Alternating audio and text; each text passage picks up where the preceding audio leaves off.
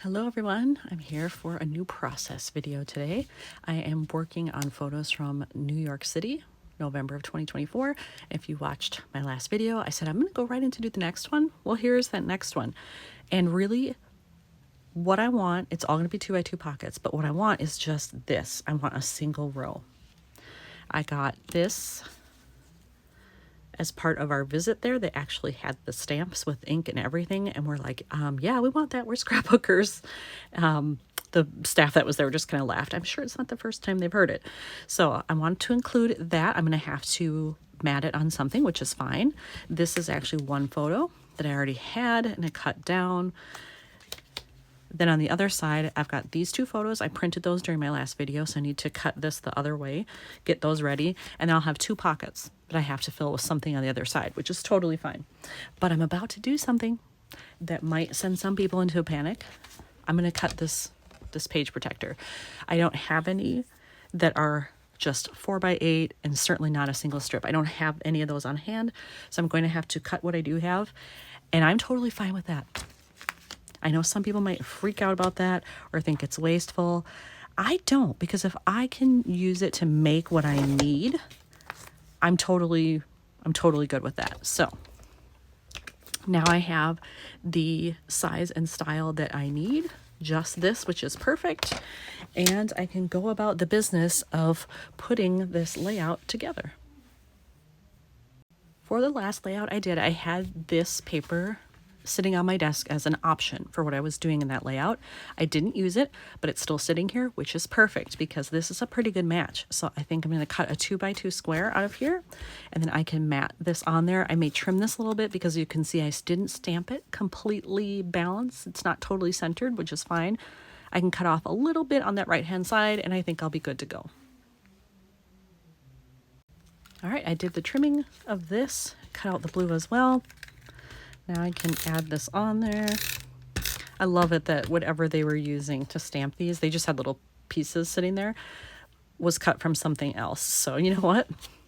I love it that they're reusing stuff. That's great, because I do that too. All right, so then I want to get it relatively centered. That's something on there. There we go. And then that will be up here. I don't think that probably needs anything else.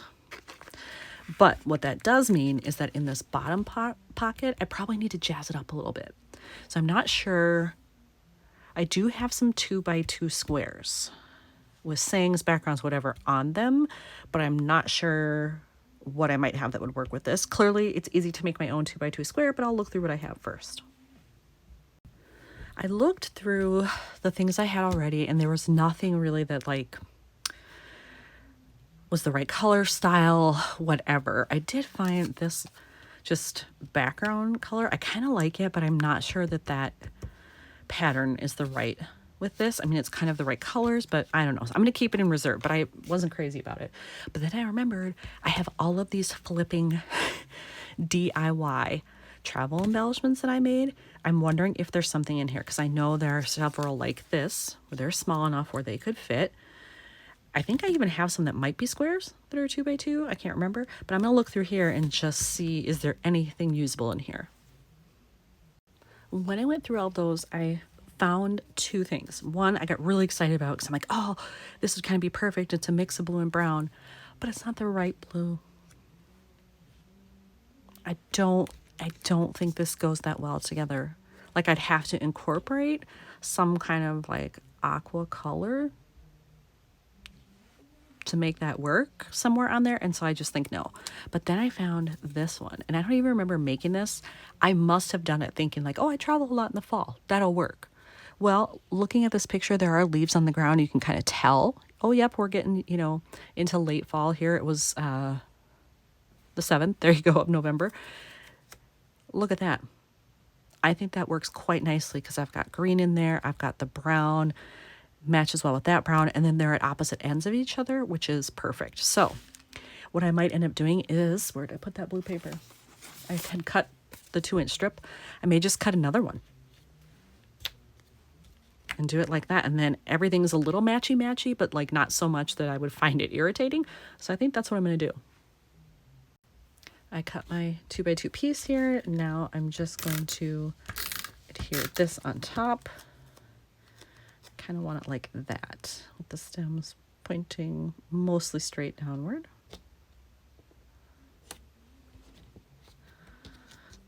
How does that look? I think it's good. I'm almost wondering, should I do some green splattering? Mostly for this, put a little bit on there to bring in that green, but I could do a little here too. You know what? I think I'm going to. Before I actually do this, for this piece, I want to test it. I'm using this color. It's called Margarita. This is a matte finish. It is not metallic. It's not sparkly in any way. So it's just a standard, but I just kind of want to see the hue of the green. It will lighten up a little bit when it dries, as you can see already. It dries very quickly. And I've had this one forever. I don't even know if this brand is made anymore, but I mean, look how much I still have left. I have a ton. This stuff lasts forever. All right, so let's see. I think that looks good. How does it compare to this green?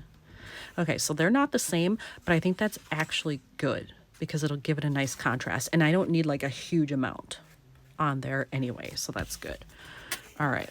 So I can do both of these, but you know what? I think I want to cover up like most of it so it doesn't get on the sticker and smear. What's the best placement here? I should have made my white piece a little bigger. That's probably okay. If I get a little bit on the edges, I'm sure it's not that big of a deal. And there we have it with the splattering on it. I think that's just enough.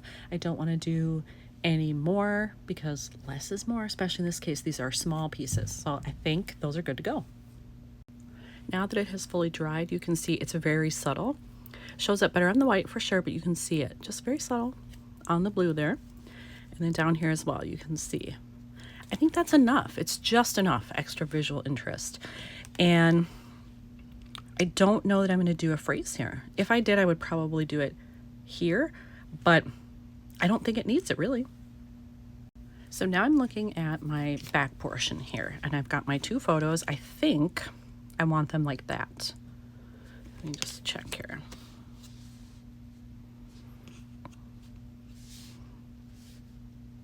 Well, that's not bad. Maybe I'll do it like that. I need to find some fillers here, and I'm considering that other DIY embellishment I found. Could I make that work? Let me grab that out and we'll see. All right, this is the embellishment that I had. And again, it's not the same blue as here, but maybe I could get away with it if I had something else on here that was kind of this same color. Maybe that's enough to tie them together, because actually I just noticed on the upper edge of this building, there is kind of a color that, like, it's not too far off, maybe subtle enough that I could get away with it. And then what would I put behind it? Would I leave it white or not? Maybe that depends on what I put down here. So I'll go through my stuff and see if I can find anything else that might match with this. I found this, which is pretty darn close to what I have there. So I think that will work. I'm wondering if I should stamp something like underneath the camera, like just a little phrase or something, or if it's enough to just leave it like this. Since I have white in the background, I think white would be okay. I could actually just maybe slide it in here and not even do cardstock.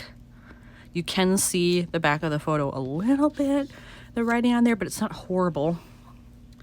But you know what? I do have plenty of scrap cardstock, so I guess maybe I could just cut a 2x2 and then I don't have to worry about it. I cut the 2x2 square, so now I'm just going to adhere this. Make sure I get enough adhesive on there.